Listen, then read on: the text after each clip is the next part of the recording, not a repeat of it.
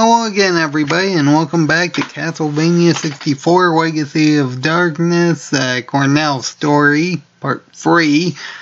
And we're going to be dealing with probably the first platforming heavy level. Viewer discretion is advised. So let's get started. Thankfully, we did come at nighttime, which I believe is this is the first door we had to go through anyway, so that's a good thing. So we had to deal with a lot of platforming. Terrible, terrible platforming.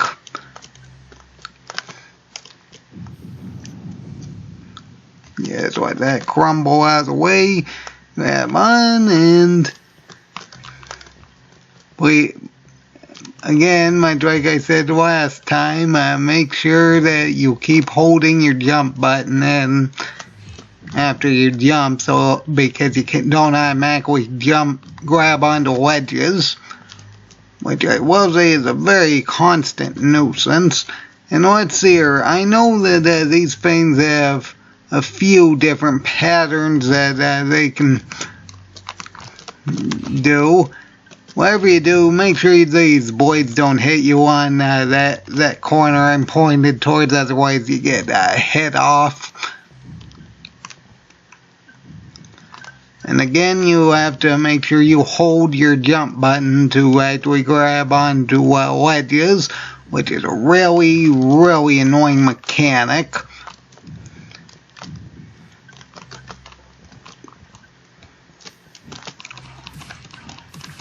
I think this is actually the last area we need to go through until we actually get to the end of this part. Yep, there we go. Once you hit a brick wall, you know you're don't have to worry about platforming right now. So let's activate this lever,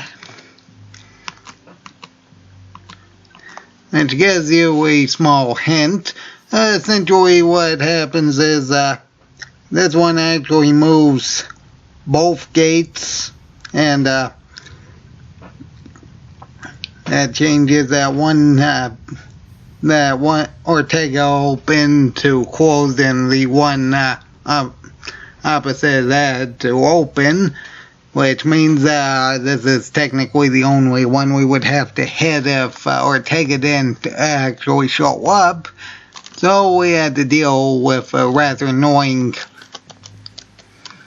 platforming stage, another version of essentially the same thing, because that guy decided to show up and lift that gate, which is rather annoying. Anyway, I'm trying not to get any fall damage. Kind of hard seeing as the camera angles don't really complement this thing. And what's here? We need...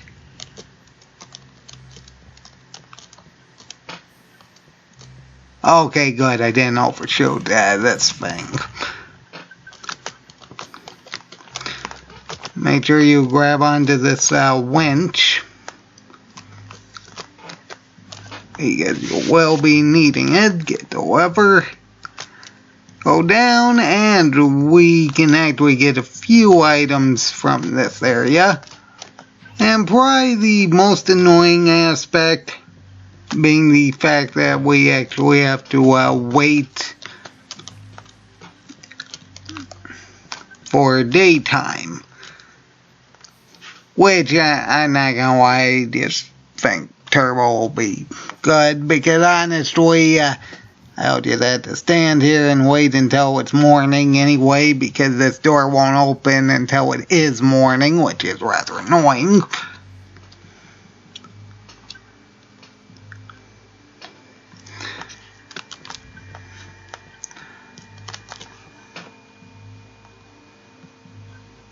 Now it's strange. Anyway, yeah,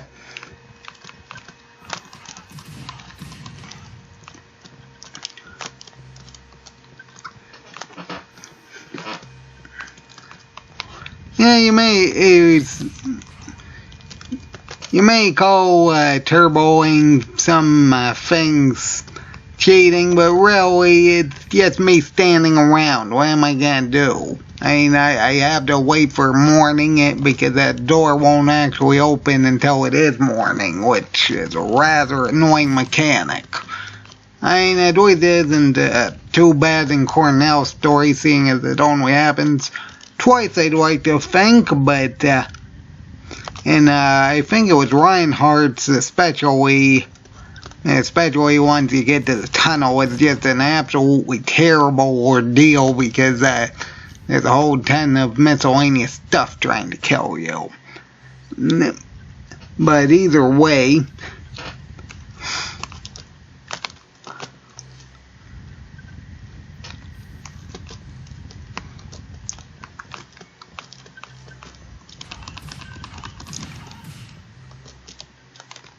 I just barely got rid of that flame.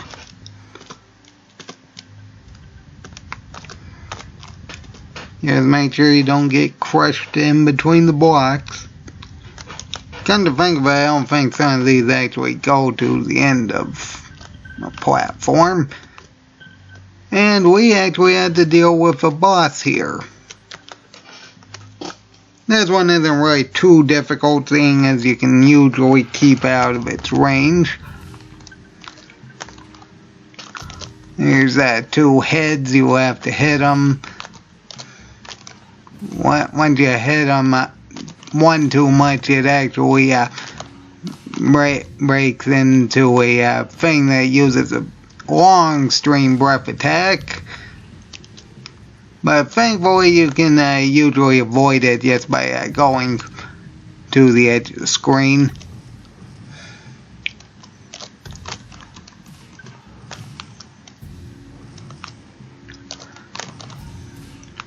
Preferably the way you want to do this is try to deal with both of them both at the same time, because they actually drop items, actual real items, not just power-ups and such.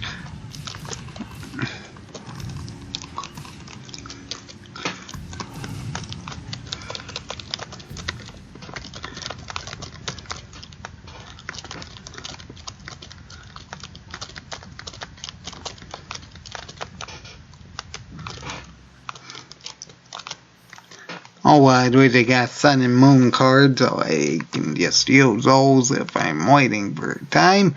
Anyway, please know that you'll actually have to activate this particular device twice to activate it, because the first one's to put on the winch. Whatever. And this one actually just closes the front one. And the one on the other side actually activates both of them. So what we have to do now is go back to the other side and use that lever to open both gates. And let's see here. That's not what I meant to do. Either way, we have 4 chickens, 3 poison cures, 1 vampire cure, 1 sun card, 2 moon cards. That isn't too bad. I will say I didn't mean to actually hit that one.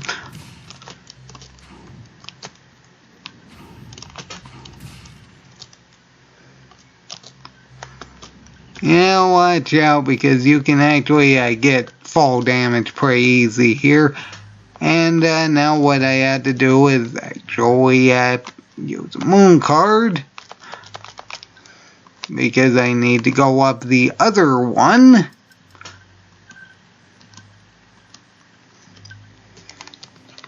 I know I could just use turbo too, but doesn't really matter.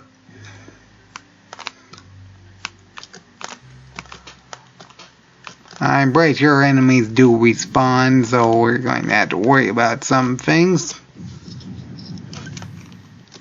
Apparently those breaking platforms respawn too. I think it was the other version. I'm pretty sure one of the stairways in the other version actually breaks on you.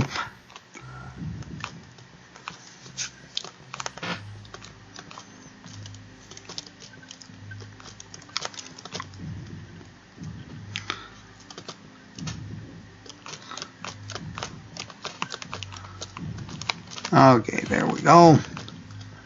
I'm not too concerned about health because really platforming's the biggest problem in this particular section.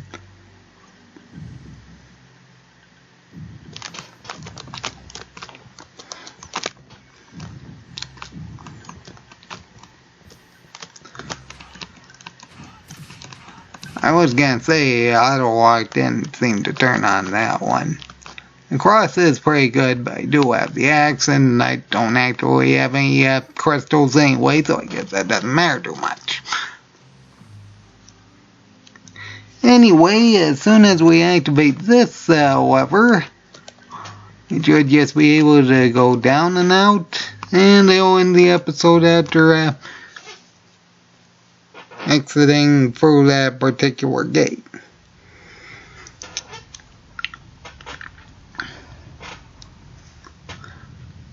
And that should open both of them. Yep, there we go.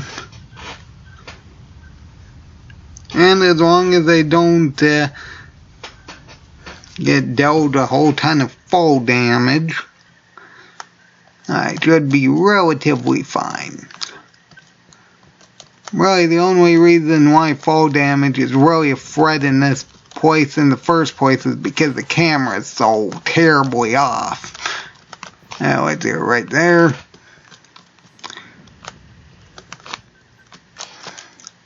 Oh, I just barely grabbed onto that. Alright, let's see here.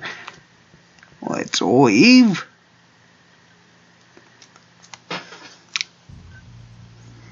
Cutscene.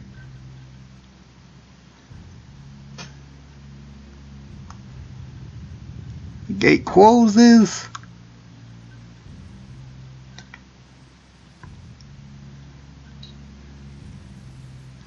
And we're going to have to deal with Vela in the next episode. And that is an absolutely horrible area. Anyway, I'm going to end this episode here. So everybody have a good day.